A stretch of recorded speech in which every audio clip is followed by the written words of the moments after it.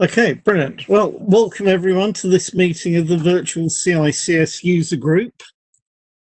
I'm Trevor Eddles. I'm CEO of iTechEd Limited. We're a mainframe consultancy, analysis and technical authoring organisation. We're the people responsible for the content on the virtual CICS website, and we produce the newsletter. Just to clarify then, the website can be found at virtualcics.hostbridge.com. And if you've got colleagues who use IMS, we also look after the virtual IMS user group. Anyway, let's start by running through the agenda for this meeting. As usual, most of the meeting will be taken up with a presentation. And today our guest presenter is Stuart Francis. He's lead software engineer at IBM. And his presentation is called Extending CICS Applications with Java Using Maven and Gradle. And a copy of the slides from this presentation should be on the website later today. And if you missed our previous meetings, you can download copies of those presentations from our website too. And you can also listen again to the whole presentation. There's a link to everything on the resources page of the user group website. So that's virtualcics.hostbridge.com/resources.htm. Following Stu's presentation and any questions you have for him, we'll move on to the latest CICS news and the latest CICS-related articles. Feedback requests is there to remind me to ask you for your feedback about this virtual meeting. Then I'll give you the dates and times for the next virtual meetings. So that's the plan. I'm anticipating that this meeting will last around an hour. Anyway, as I just said, today's presentation is from Stu Francis. Stu is the CICS Explorer architect. He's been working at Hursley for 13 years, 12 of them on CICS, and Stu spent the last few years as technical lead for some of CICS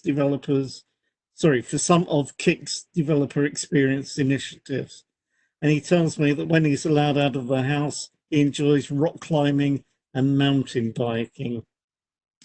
So, Stu, I'd like to thank you very much for being with us today. And I'm just going to pass control of the meeting over to you as we practice. So let's just do that now. You should be presenter. Magic, thank you very much. Okay, so can you see my screen okay? Yes. Great. That's cool. So thanks for the introduction, Trevor. So I'm Stu Francis. I work in Hursley, as Trevor said. I've spent about the last 10 years working on CICS Explorer, and I'm now the CICS Explorer architect. I've been the CICS Explorer architect for probably about the last 5 or 6 years. And in the last few years, I've been working on a lot of developer initiatives around improving developer experience for CICS development. A lot of that's focused around Java, but some things that you may have seen in the last few releases of CICS I've been working on, we implemented some new system programmer support in CICS Explorer to add support for aggregation and summarizing, and that is built on a brand new GraphQL API, which is served out of the same server that serves CMCI. So if you've heard of that before, I had a pretty big hand in that, and I can definitely answer questions about that at the end if anyone has any too. But today I'm going to talk about the work we're doing to improve the developer experience for Java application developers when they're working with CICS TS applications. And in particular, we're going to focus on integrated support for a couple of technologies called Maven and Gradle, which I'm going to introduce. I'm going to do a couple of demos. So if there's any problem seeing my screen, let me know and I'll try and change the resolution to make it easier to see, but I think it should be okay. So first I want to talk a little bit about why we're talking about extending applications with Java. Now, in part, I think there's a really good opportunity for enterprise modernization with Java because of the really good integration with CICS. It's a really good opportunity to look at perceived skills shortages with traditional Z languages. One of the great advantages of Java, and this is not, I'm not talking specific about Java for enterprise modernization here, because we support actually quite a lot of different modern languages that can run on mainframe and in fact integrated into CICS. In particular, our integration for Java is really good, but we also have really good integration for Node.js applications as well. But one of the great advantages of choosing a modern language to modernize your Z applications with is that you'll expose your mainframe applications to these huge talent pools that already exist for these languages.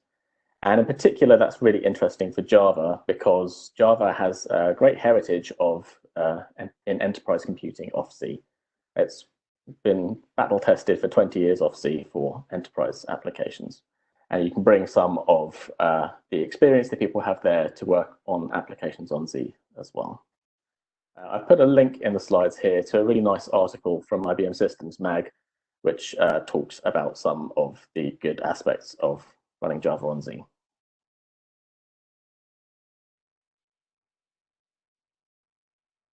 So I want to put in a little slide here to talk about how popular Java is on Z anyway. And I've got a couple of excerpts from some studies that I looked up. It is quite difficult to find some information that's going to be representative because so much of language development, particularly for enterprise, is going to be behind closed doors. You're reliant on which people answer your survey, what demographics they fall into. And so in particular, this study on the right. So the left-hand side study is from interview questions asked to IT decision makers. And the numbers represent a percentage of respondents who said that they use those languages. So obviously the respondents will choose multiple languages, so the percentages don't add up to 100. You can see that and this is from Cloud Foundry, which is going to be, it's not going to be Z, it's going to be distributed platforms deploying to Cloud Foundry's cloud, most likely. But this is, in general, for distributed platforms, is parallel with other studies I've seen as well. The data in that study is from 2018, and you can see that Java and JavaScript are clearly the most popular. They actually have a majority, over 50%, with kind of surprisingly was in third there. But again, I think it's probably particular to what people happen to be doing on those platforms. The study on the right-hand side is, so it's a scatter plot, and the y-axis represents the popularity rank on Stack Overflow. So that's looking at the number of questions on Stack Overflow's question and answer site for software engineers by which language they're tagged with. And the x-axis is the popularity rank on GitHub. And again, these are not perfect examples because it depends like where your community goes for information about these things. So, I mean, you will see languages like Java and JavaScript where the communities are for those represented well on here, but there are also questions for a lot of other languages as well. And I thought it was a nice example of how for both of those platforms, Java and JavaScript both score very highly on popularity for that. And that was actually from February this year.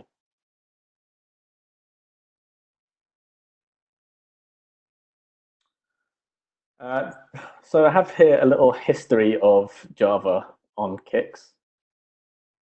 It's not a complete history. The history here only goes up to 2012. We've actually done a lot. There's been a lot more action since 2012 than I think there was in the 8 years before it. Not to say there was a small amount before it, but Java in integration in CICS has been one of our big agendas in IBM for the last 8 years. In particular, starting with in 2011 when we introduced OSGI JVM server support. But CICS has had some form of Java support since 1998. One of the really great strengths of CICS is that it's a really good mixed language application server. It's actually really easy to take a language like Java and make a call to a module of an application that's written in a completely different language and have the kind of the difficulties of making that call insulated from your application developers. In particular, we provide a library for our Java developers called JCICS, and that allows you to interact with CICS from Java. And one of the most important things that does is allow you to link to other programs. So you can write a Java application, we have a Java library. Your Java developer only ever has to write Java, and they can call an application that's written in another language, they can pass some data to it, and they can get a response. And you can interact with a whole bunch of different aspects of CICS and Z there. So you can read and write vSAM files, and you can read and write from TSQs. And you can interact with CICS channels and containers, and you can link passing COM areas. There's a whole host of different bits and pieces you can do in JCICS. That was actually delivered initially with our first support for the JVM back in CICS 1.3. And as I said, in particular, in the last 8 years that aren't covered on here, we've been delivering a whole bunch of enhancements around Java. In CICS 5.6, we've been really focusing on making the skill set of existing Java developers more directly applicable to ZOS and CICS, so that they don't have to adopt new practices. They can take the development approaches that they are already comfortable with using and the technologies they're already comfortable with using, and all of a sudden those will be relevant for CICS.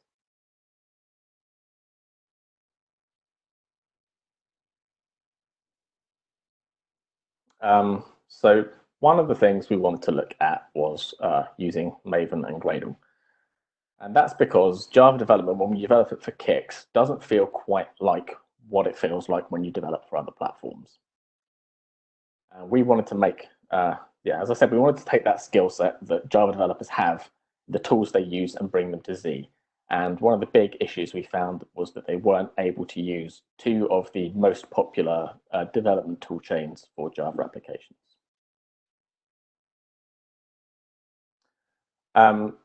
And those technologies are Maven and Gradle, and they're both build tools, which is, I think it works a little differently in Java to the way you might consider it might work in a traditional application for Z. And that's in part because Java has this philosophy of write once, run anywhere. So the way Java applications are developed, you write your source code in Java, and then it gets compiled to Java bytecode. Java bytecode is an intermediate representation, which is architecture agnostic, and it runs on a platform-specific JVM. So ZOS actually has a platform-specific JVM that can run these Java bytecodes. And one of the qualities that this brings to development is that your developers will be able to take their applications that they've compiled on one platform and run them on another platform without having to recompile them, because that bytecode is language agnostic.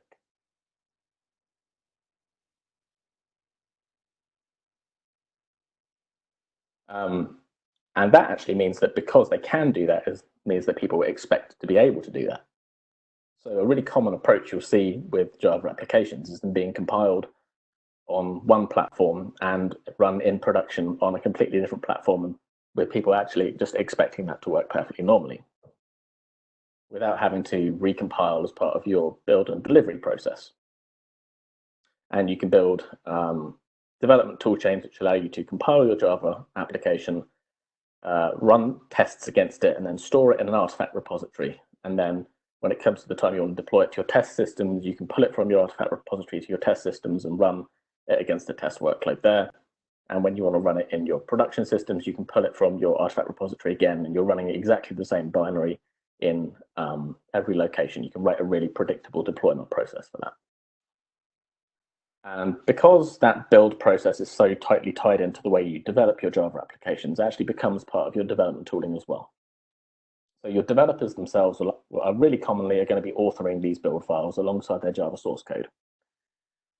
And those build files don't just specify how to build your application, but they specify how the source structure is laid out. So where to find the source, where to put the compiled output, which other libraries to include on the class path, and other things like that. And that's actually a quality of both Maven and Gradle. They both fill very similar niches in that regard.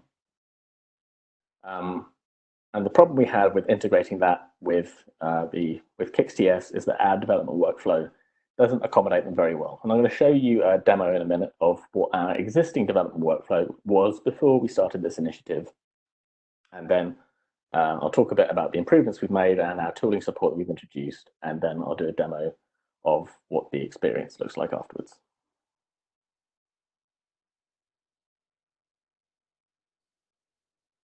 So a little bit more detail about what Maven and Gradle are. So they are both pluggable build systems and dependency management for Java applications. And the dependency management part of them is backed by this online catalog of libraries called Maven Central.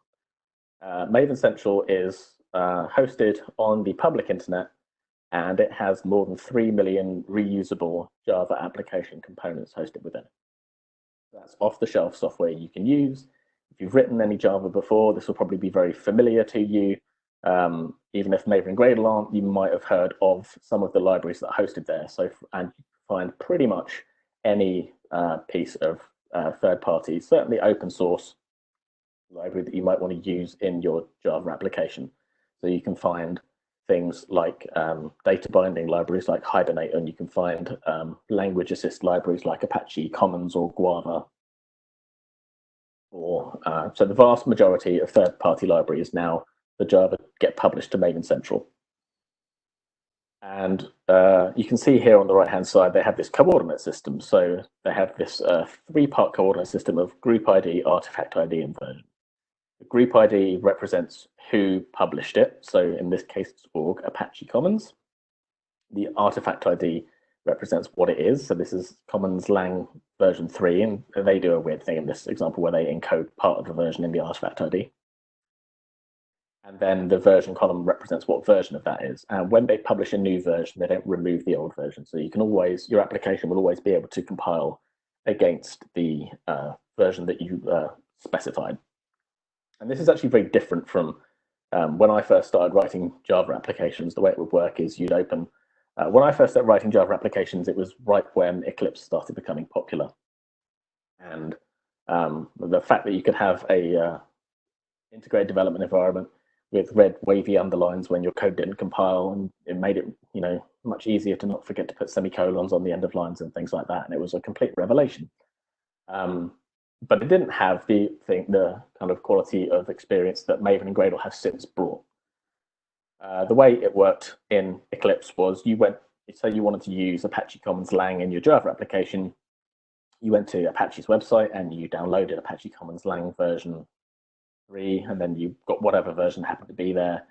You copied it into the source tree for your project, and then you set up your project in Eclipse with some Eclipse-specific configurations so that Eclipse knew where your libraries were so that it could compile your source code against it. And this gave you a problem that when you wanted to later come along and write an automated build for that process, you were heavily, like you'd already specified to Eclipse where to find your libraries and things like that. And then you have to write another automated build, which typically would have been in Ant at the time, which is an XML-based language, but it doesn't have quite this declarative system built into it. So you'd have to say, right, run the Java compiler with all the libraries in this directory on the class. What Maven and Gradle do is you just get to declare a dependency on these coordinates. You'll run Maven or Gradle locally, and that toolchain will download the artifact for you and be responsible for compiling.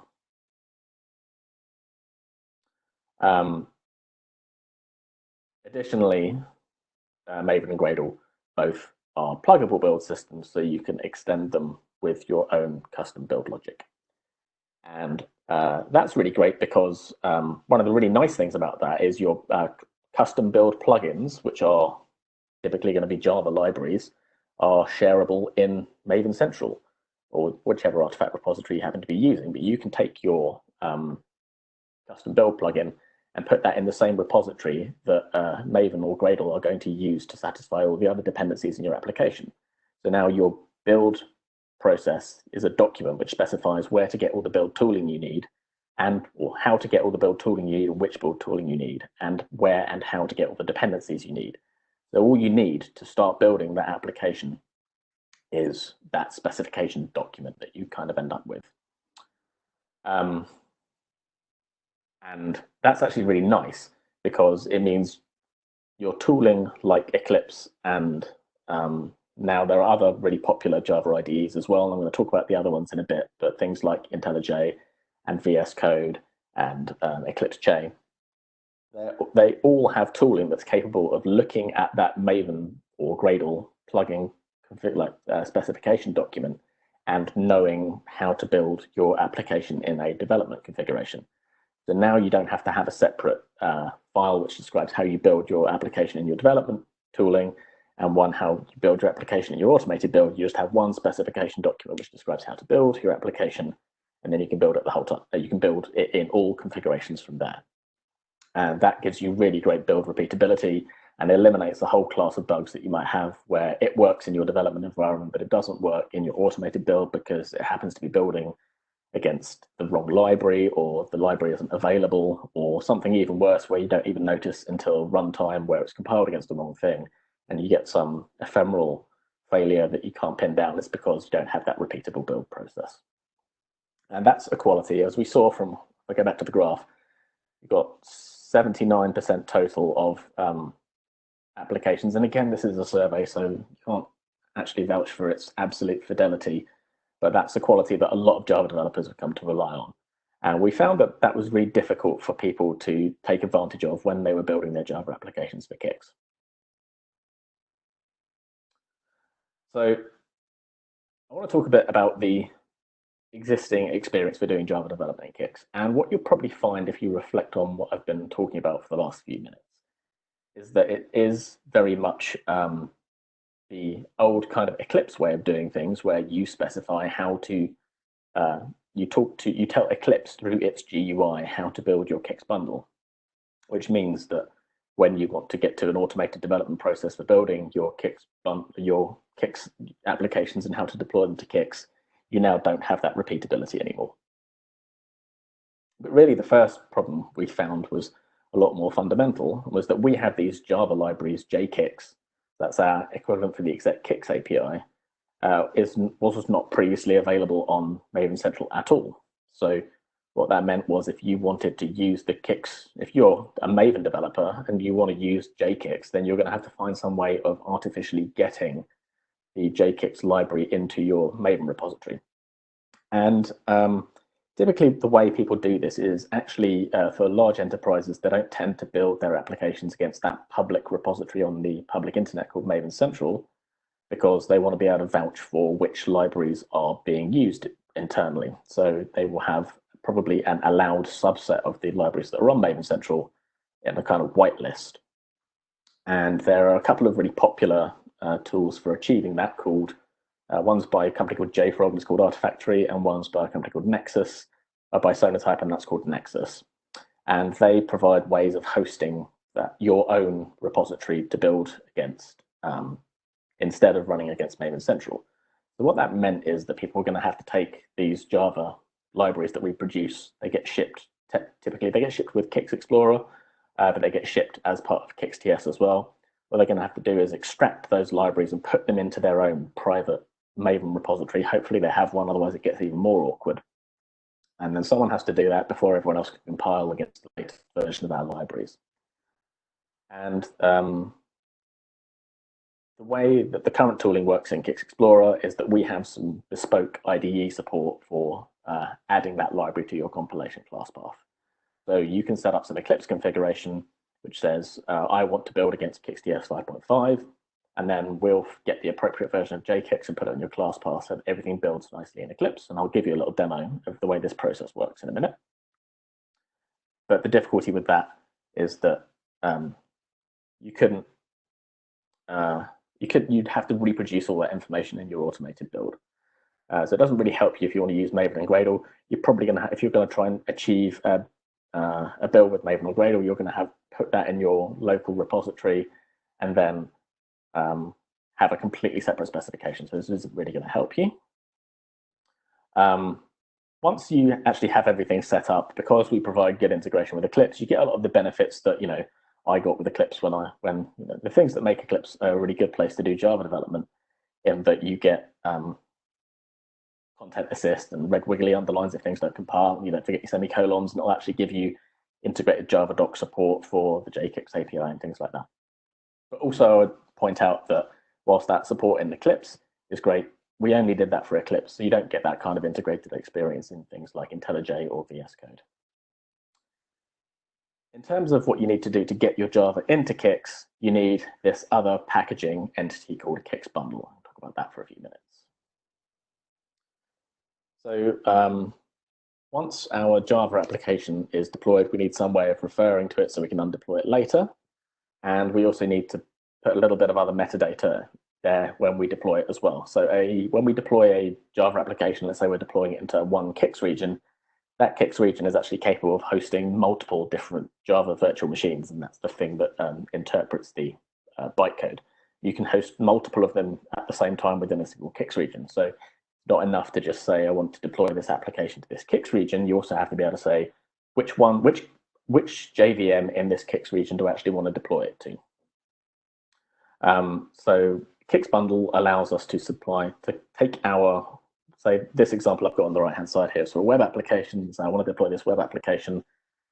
I can say that I want to call it Java app so that I can refer to it that way later, so I can see it in my operational tooling and my system management tooling like CICS Explorer, and then I can say I want it to be deployed into JVM A. Actually, CICS bundles are not just limited to doing Java assets, although they were originally introduced for, I think it might be an event binding was the first usage of, maybe it was before that, but there's a whole bunch of different assets that you can deploy in CICS bundles, including traditional CICS resource definitions, so you can put your program definitions and your transaction definitions and your file definitions in a CICS bundle, and you can put event binding and policies and a whole raft of different things in there in addition to Java.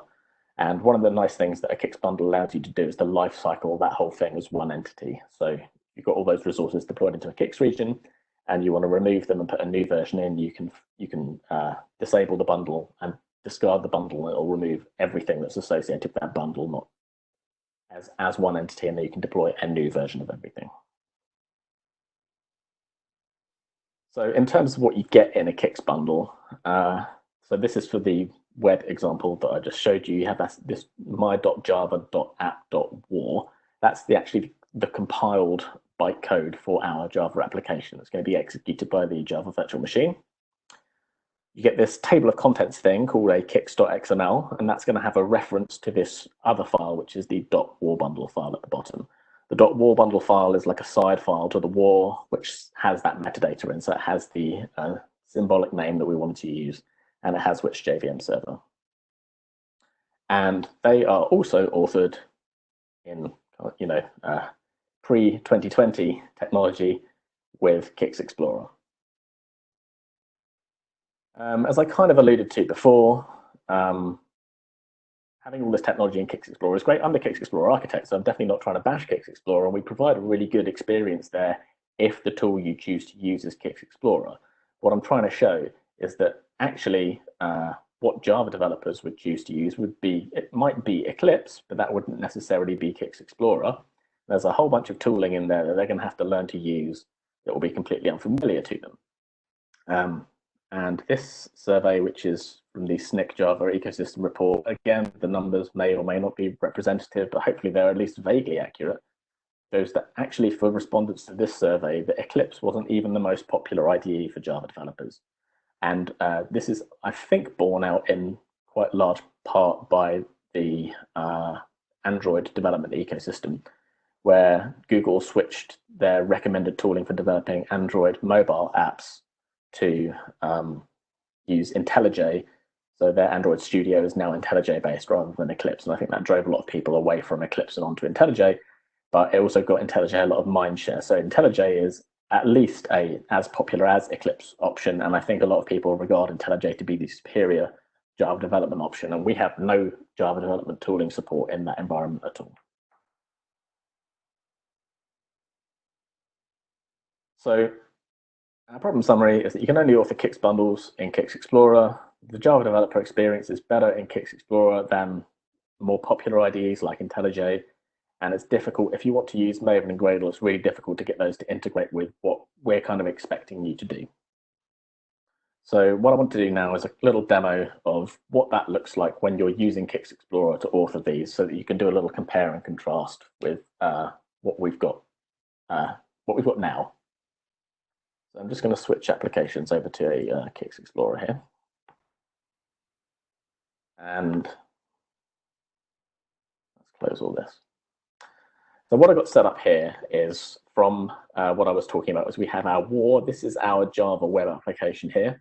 It has this source folder, which has a servlet in. You can see I've got this red cross on it, which means there are some compile errors. And all these things are underlined with a red dashed line because it's saying that the compiler doesn't know what these things are because I don't have the right libraries on my class path. So I mentioned that we had that support in CICS Explorer for adding the JCICS library to your class path. So what I'm going to do is go to my build path and hit configure, and then I can add a library. Now we have built-in support. You're going to get a little sneak preview here because this is actually set up for CICS 5.6. And I'm going to hit finish, and this will add a whole bunch of different libraries to my class path, which are to do with writing applications for Java Enterprise, and importantly, it will also include CommobiumKickServer.jar, which is the JCICS library. So when I hit apply and close, Eclipse will acknowledge that I've done that and rebuild my application in my development environment. So now the red wiggly underlines have gone away, so that's a good thing. It means my application is compiling. What we've got here is a little web application which is going to read some data from a TSQ. So it's actually going to read some randomly generated addresses from a TSQ. So in terms of JCICS code, we get this TSQ, we set the name of it, which is set to demo, and then we read the next item from it, and then we respond from that in a servlet. So I'm going to deploy this to CICS and then show what that servlet looks like when I load it. And there's a little web page that makes it look pretty as well. So in order to deploy it to CICS, I need to add it to a CICS bundle. So I've actually pre-created my bundle project here. I have to have a separate project for that. And here's my CICS XML, which is my table of contents. So I can open that up, and I can see that there are no resources defined in this CICS bundle. So I'm going to add a dynamic web project include here, and we've got some nice support in CICS Explorer, which pops up a list of eligible projects. I'm going to pick the Explorer demo here, and then I have to know the name of my JVM server. So that happens to be the name of my JVM server. So I'm going to pop that in there. And then I can see I have this demo Explorer war as a defined resource in my bundle, and we get this .war bundle file. If I open up the war bundle file and have a look at it, you can see that we have the symbolic name and the JVM server as I showed in the slides earlier. So that's how we're going to refer to it later. And this is which JVM it's going to run in when I deploy it to CICS. So now I need to actually deploy it to CICS. So the way you do that is you have to right click on here. And what I'm trying to highlight by showing this is a lot of this is really CICS specific information for Java developers. They're going to need to learn how to use CICS Explorer. They're going to have to learn a whole bunch of CICS concepts.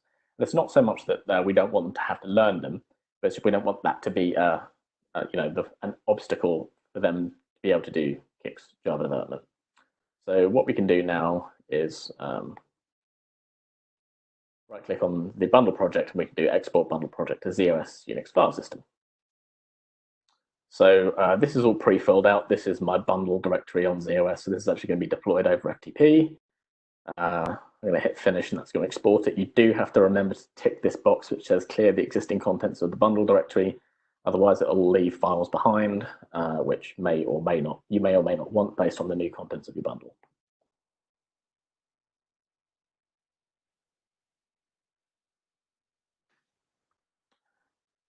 So I've hit finish, and I can see that that has successfully deployed. That's actually not quite enough to get it to run in CICS yet. Now, all we did was copy it to the Unix file system on Z. We now have to go tell CICS that we put it there. So in order to do that, we have to have a definition to install. So there's a special definition type for bundles called a bundle definition. I've created one already for this. I've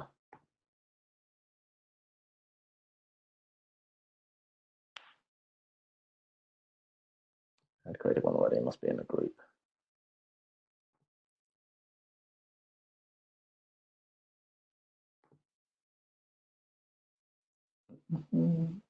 Okay, let's create a new one. So I'm going to create a new bundle definition for this.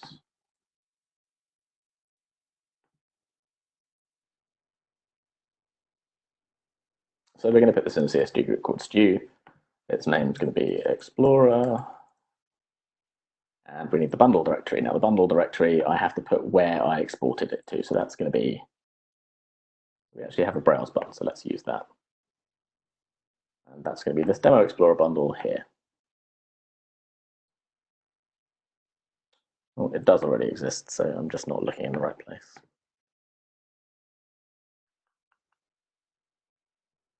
We need to refresh.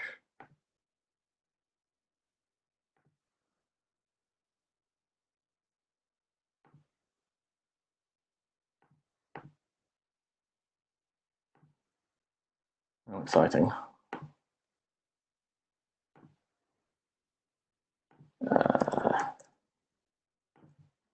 Give it a different name.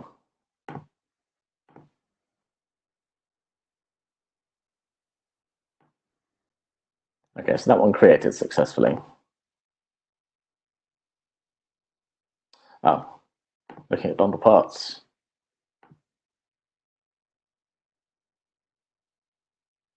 Here we go. So here's the one I was trying to find. Now we can hit install. And we can pick the region that we want to install it to, which JVM server is going to be encoded in that bundle metadata. Hit OK. That goes away and succeeds. Now that Java web application is running, it's running actually in WAS Liberty in my CICS region. So I'm going to switch over to web browser here, and this is my application running, so I can hit refresh and it should reload it.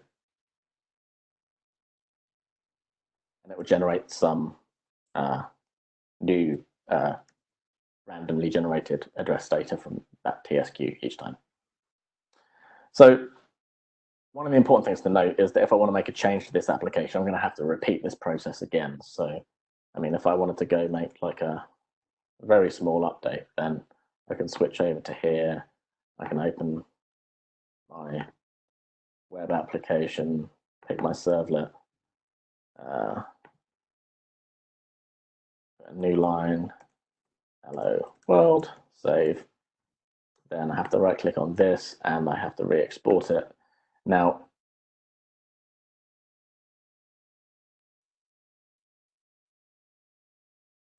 we wait for that to happen, then we can switch over to the CICS perspective. Now, I have to remember that I can have to disable and discard this bundle before I can redeploy it. So we disable it, and then wait, and then we discard it. Actually, we don't have to discard it. I think we can just re-enable it and it'll reread the bundle.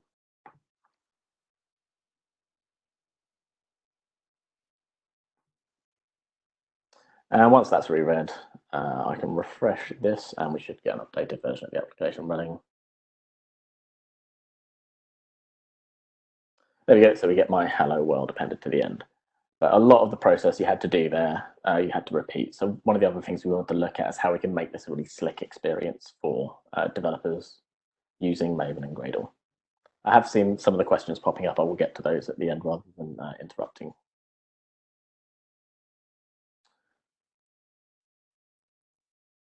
So the first thing we did, which is really low-hanging fruit, was we took our JCICS API and we moved it to Maven Central. So, or we put it additionally on Maven Central. So we've actually done that for all the CICS releases back to CICS 5.2. So you can get JCICS for CICS version 5.2, 5.3, 5.4, 5.5, and soon there'll be for 5.6 on there as well. And they're all qualified. There's multiple versions of them qualified by APAR number as well. So if we release an APAR which affects the JCICS, then there'll be an additional version of JCICS on there with the APAR number encoded into the version, so you can get specifically the version that you're running in your CICS. One of the other things we've done, and this is for Maven and Gradle, I'm going to talk mostly about Maven at this point, so I'm only going to do one demo, but we've done pretty similar thing for Gradle as well. But what we've done is we've created a Maven plugin for authoring CICS bundles. So rather than have to use CICS Explorer to create your bundle, add your web project to it, we have a Maven plugin where you can write something like an automated script or a declarative build system that will do that for you. And then you'll be able to run exactly the same build in your automated build pipeline to create your CICS bundle there as well. I'm not going to go into huge detail here about the way that works, but there is some material in the slides about that. I'm going to be showing this minimal configuration where you only need one project, so that's quite nice. So before, if you wanted to just take a web project and publish it to CICS, then you had to create this whole separate other project and then add the web project to that. Now you've got two projects to manage. This, you just add some existing some metadata to your existing build file, and it'll build you a CICS bundle as well as your web project. And then out of the build, you will get a WAR file and a CICS bundle at the same time. We also support more sophisticated configurations where you can have a separate bundle that includes multiple WAR projects. I'm not going to go into the specifics of that, but that's all possible. there is documentation about and samples on how to do all these in our documentation as well. So this lets developers choose Maven or Gradle to author CICS bundles, which is great. But we wanted to allow developers to publish their applications from Maven and Gradle as well. So in CICS Explorer, we have that support where you can right-click on the bundle, export it to ZOS, and then you can tell CICS that you put it there and get CICS to load it and then refresh your application. So we wanted to be able to do that kind of flow in our new tooling as well. But we also, this is developer-focused rather than automation-focused, this kind of utility here. We wanted to make it so that they could have a one-click build and deploy and have a guarantee that the latest version of their application was running in CICS when they were seeing it as well. So this is the one project scenario that I showed you before. We have a project when you build it. We have a plugin which creates our WAR file. We have a plugin which creates our CICS bundle, and then the same plugin, these ones both kind of color-coded to look the same. We have this other facility of our CICS bundle plugin here, which can take that bundle that you've just built with your WAR file in and deploy it directly to your CICS region. And this has what we tried to do is automate a lot of the things that had to happen manually. The developer had to click through all of them in the demo that I just showed. And this kind of helps isolate developers. It's not that we don't want developers to understand how CICS works. They're going to have to understand that to write applications against it anyway. But this does insulate developers from having to understand the mechanics of how CICS bundles are implemented. There's a whole bunch of leaky abstractions in the last demo where you can see, like, I had to know that the bundle went onto ZFS, so I had to know where that folder was. I have to make sure that that folder is readable by my CICS region. Now, that was in my home directory. If I hadn't previously gone into that directory and given my CICS region the Unix permissions to be able to read from there, then the bundle install wouldn't have succeeded, or I wouldn't have been able, the bundle install wouldn't have succeeded in that case.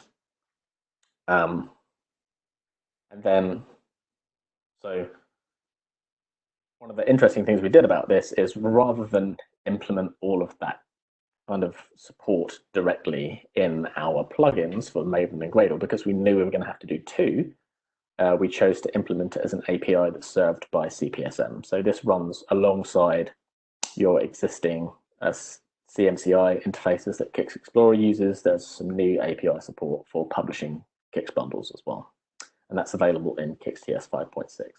The rest of this, the automated building of CICS bundles in Maven and Gradle, you can use independently of a particular CICS release, but for this you do need CICS 5.6. So I'll show you a little demo of how the same scenario that we just went through before works for Maven. So I'm going to switch to the Java perspective here, where I have a Maven set up instead. So we're deploying actually exactly the same servlet. This is the old one. I close that, and then I can open this servlet here. I think I'm just going to refresh because I think it might be outdated. Yeah, there we go. So we can see that we're in actually exactly the same state that we were when we started the CICS Explorer bundle-based demo. I'm actually still using CICS Explorer here, but I don't have to be, and that's really crucial. Now we have a lot more portability. All of the tooling that I'm demonstrating here will work equally well in IntelliJ, and you could even take it. And I've tried this out, and it was surprisingly, it took me only about 10 minutes to get this similar demo working in a cloud IDE deployed on Red Hat's OpenShift. So exactly the same, and it ran with exactly the same kind of quality of experience that I'm going to show. Like, you get the red wiggly underlines, it puts stuff on the class path, you can automatically deploy to your CICS region. And because of the approach we took to targeting the toolchains that developers are using, we didn't have to do bespoke IDE support, and that's a really good option for us because it means that we can, target developers in the IDEs that they're using rather than have to kind of chase them around. So the first thing we have to do is tell Maven where to find the dependencies that we're missing. So we can see that we've got the same problems here where it's not finding the JCICS API libraries. So the way I do that is I open this pom.xml file, and that's the specification for how my application gets built. So I'm going to switch over. I've got some snippets in another text editor here, which keeps crashing. It does reload. This first snippet I'm going to paste in here. I'll stop and show you it here. But this is the way I specify the dependencies, what to retrieve. It's actually, as I said earlier, it was retrieving it from our internal artifact repository instead, not actually the public internet, because we have a private repository set up here. If I save this, then what will happen is Eclipse will look at that dependency I've added and understand that the configuration of my project has changed.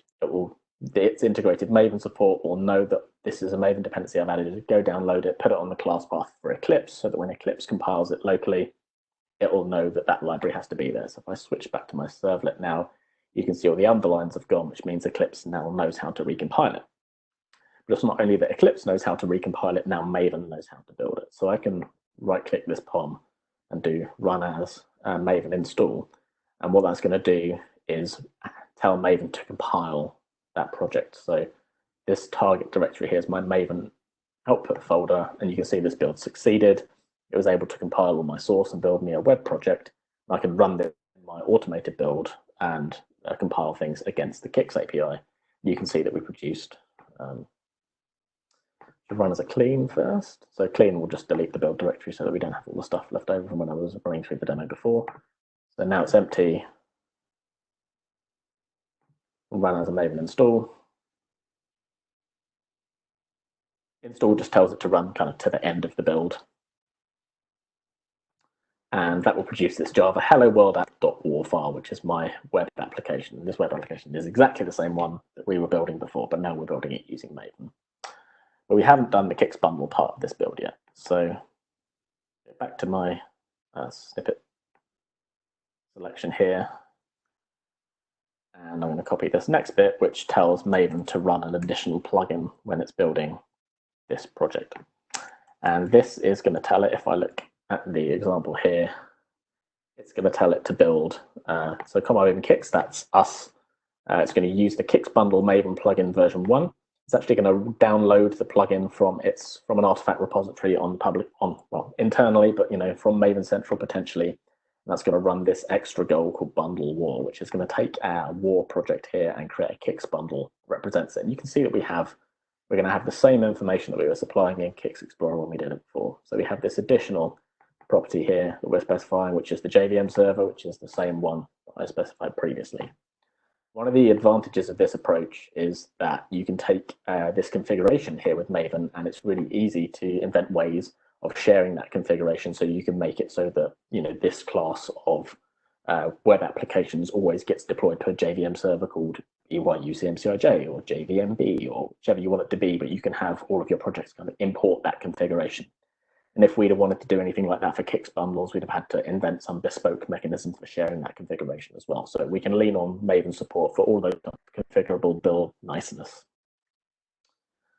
So if I run this as a Maven install again,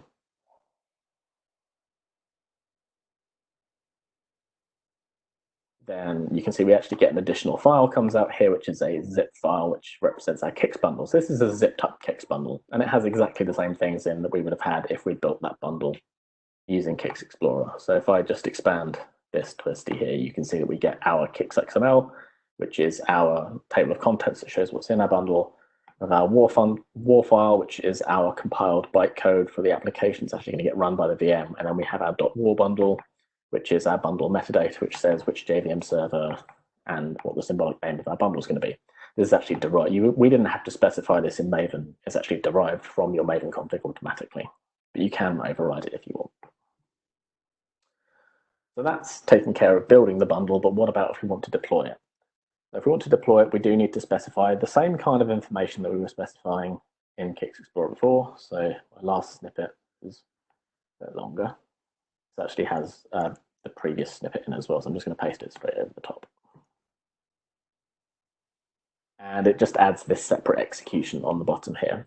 And what that does, the first one ran the bundle war goal, which took our web project and created a CICS bundle.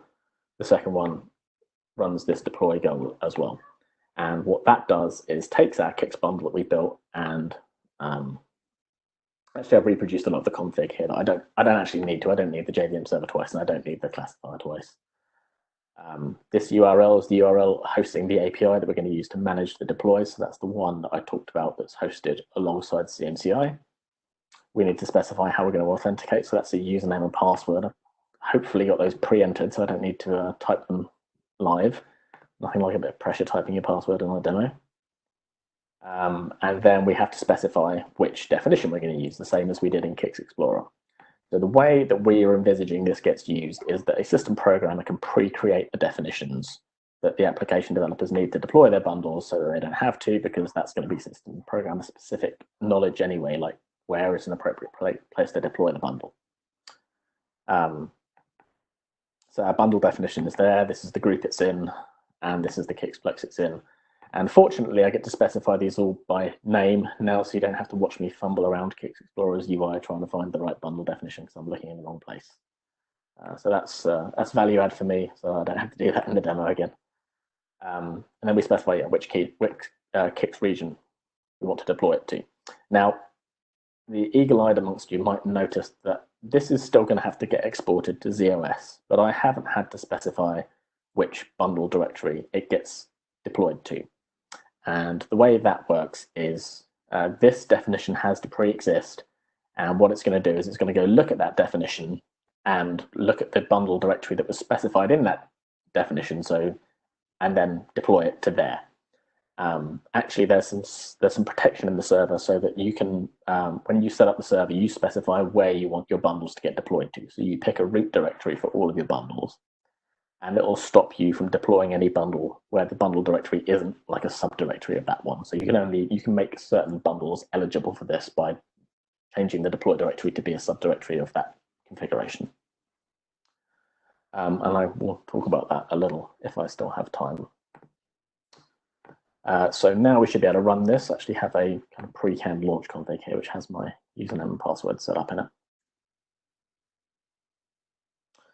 And what this is going to do is run the whole build process again. So this is going to compile my Java, build my CICS bundle, and then deploy it to my CICS region. You can see that the compile has already happened, and then the deploy happens. It took about 9 seconds. I think it's even faster than that when I'm co-located, but that was for the entire build process. And you can see that the deploy didn't really add a huge amount of time onto the end. So then I can go over to so this was the one I deployed using CICS Explorer, which has the hello world on the end. Switch tabs, this is the one that I've deployed using Maven, so I can refresh that. And we can see that we have exactly the same application there, but it's run using a deployment using Maven instead. Now, I showed you a whole bunch of setup there, and it looks quite complicated because there's a lot of XML instead of having a nicely guided user interface. But actually, this XML will be completely familiar to Java developers who are using Maven. They'll be more comfortable using and configuring and sharing the configuration for Maven than they will learning how to use CICS Explorer and having to go through that process every time they want to redeploy a CICS bundle. Because hopefully, as I can show you now, if I was to make a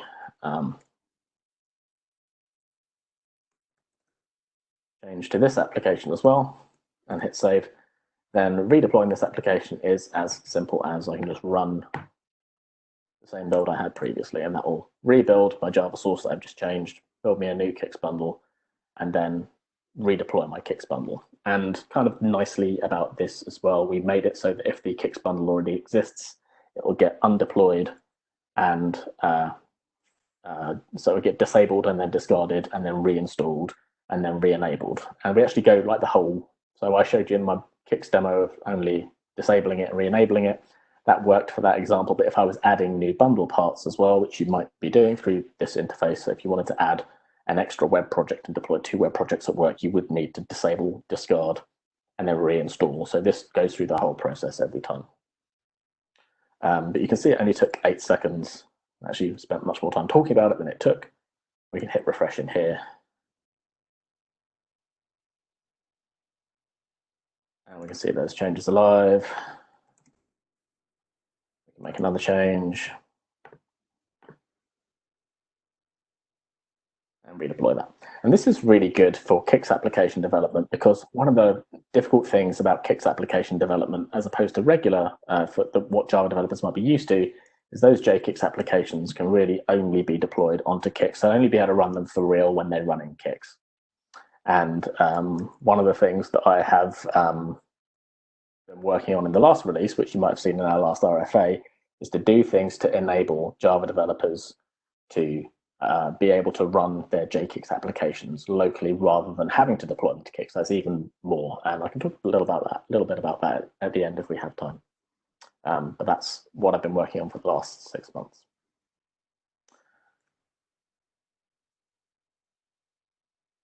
So back to the slides for the last little bit here.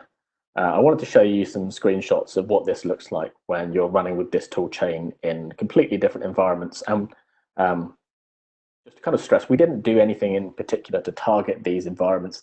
We just wrote Maven and Gradle plugins, and they have good support for Maven and Gradle. So this is showing the Maven support in IntelliJ.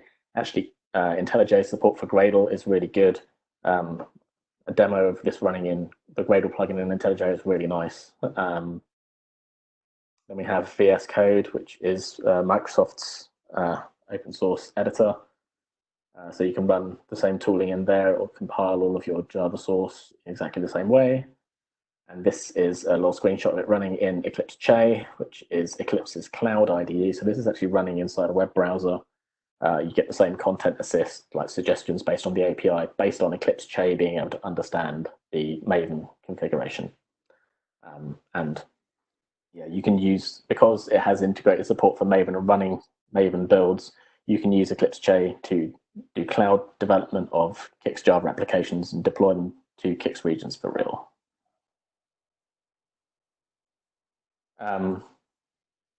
So how am I doing for time, Trevor? How much time did you want to leave at the end?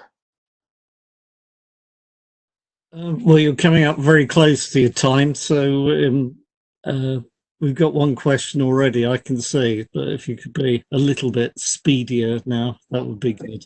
Okay, sure. I'll just spend 5 more minutes talking a little bit about how the API works. So one of the nice qualities of the API is with the existing way that we deployed CICS bundles, you have to give permission to your Java developers to do CSD install for CICS bundles. And that might be something that system programmers might not be comfortable with. So what we actually do in our new API is the developers publish to CMCI, which is hosting the interface that allows the bundle deploy endpoint stuff to work.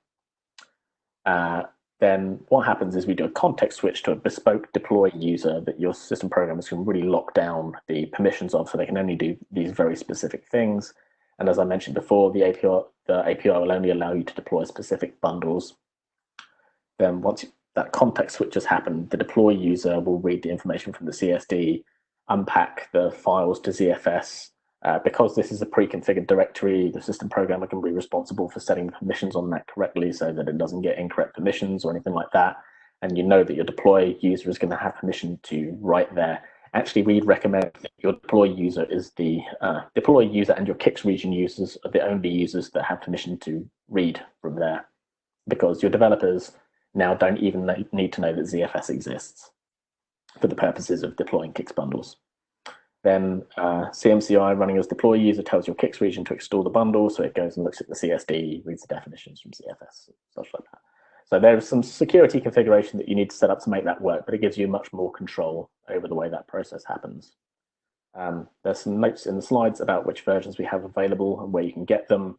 Actually, both of the plugins are open source, so we think that stuff like this is in kind of the community interest, and we really like to have some kind of collaborative development model and engagement around them, and we have been doing development on both of them in the open.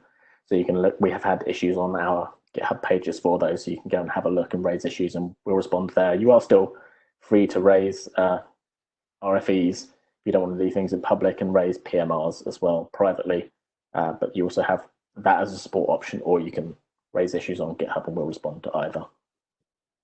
And for the API, it's available in CICS 5.6, and we are thinking about doing things like backporting it to CICS 5.5 if it's popular.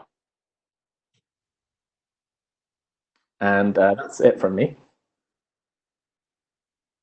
Okay, brilliant. Can you see the question from Henry Fogwell? Yeah, let me switch back to WebEx. Oh, I think I probably need to Let me hit stop sharing and see if I can see that way. Is the question in the chat? Yeah, here we go. You got it?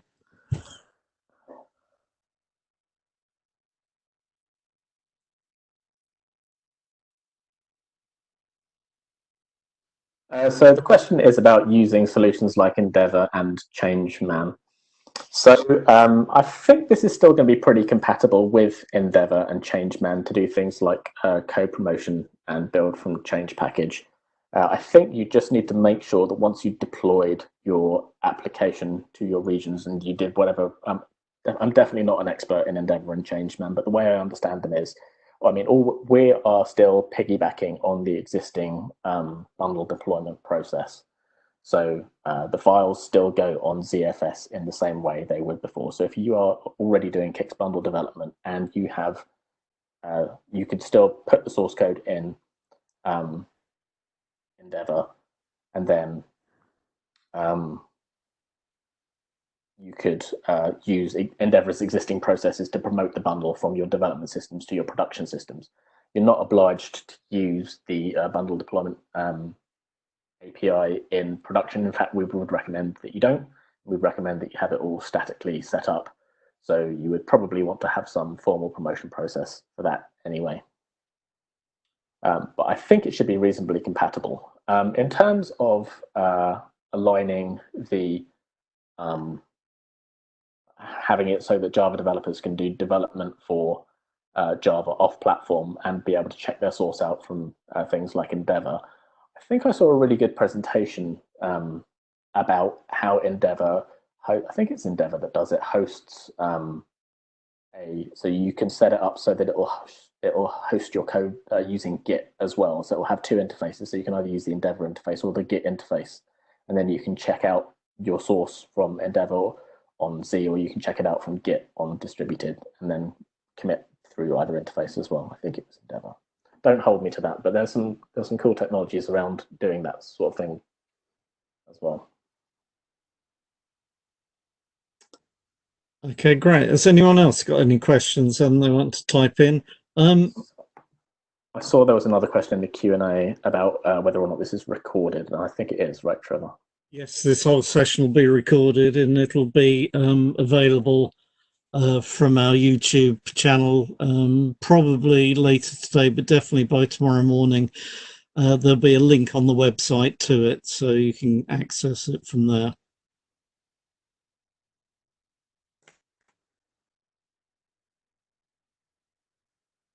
Okay, we got any more questions? Yeah, if you have got a question, then you can email them to me and I'll pass them on to Stu, or do you want to give everyone your email address, Stu? Yeah, my email address is on the slides. So once Trevor's got my updated versions of those and has sent them out, then you should feel more than happy to email me, or you can find me on LinkedIn. I can put my LinkedIn profile on the slides as well, and you can message me through there and I'll get those as well. Okay, brilliant. All right, well, we will move on then. That was great. Thanks very much, Stu. Yeah, lots of information there. Oh, that's good. I've not used Gradle before, or Maven, so that was quite interesting. Yeah, if there's any appetite for any more in the future, then yeah, please invite me back and I'll talk about the things we've been working on in the last 6 months as well, which is kind of more on this theme. Okay, we probably will then. As we're a virtual user group, can you assume that you're getting a virtual round of applause then at the moment? It sounds very loud. Okay, I'm just going to make me presenter then. I've just got a few more slides to run through. Okay, let me just share my application. There we go. Brilliant. Yeah, thanks, Stu. Okay, what's been in the news? Well, you probably heard this. IBM's announced CICS version 5.6. In fact, since I've released that, it's probably gone GA as well. So lots of good stuff in it. They say it delivers significant new capabilities to improve the developer experience, including the choices of APIs, frameworks, editors, and build tools, while at the same time providing updates in the key areas of security, resilience, and management. And if you haven't seen the announcement, there's a link to it on our website. As for articles, then IBM Systems Magazine has just published IBM CICS and IMS support leading edge development, and that's by Joseph Guller. That was on the 4th of May. And using the Liberty Angel to access authorized source services, that was by Eric Fan. That's on CICS Dev Center. That was from the 2nd of March. And again, the links are on our website. So virtualcics.hostbridge.com/articles.htm.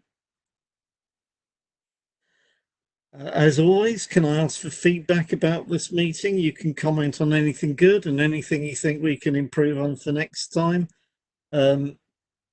You can email me on our comments page, or you can, you can email me at trevor@iteched.com, or you can use the Contact Us webpage. So, coming soon. Our next meeting is on the 7th of July, when we have Russ Tubner, who's CEO and founder at Hostbridge. He's going to be talking about getting and using CICS integration analytics. And the meeting after that is the 8th of September, when we definitely have Colin Pierce, and he's going to be discussing debugging CICS COBOL ASRA bends with Enterprise COBOL 6.2. And just a reminder that you can keep up to date with what's happening in the world of CICS and the Virtual CICS User Group website by following us on Facebook and Twitter, or by joining the Virtual CICS group on LinkedIn. And the URLs, although they're all on screen now, they're also on the homepage of our website.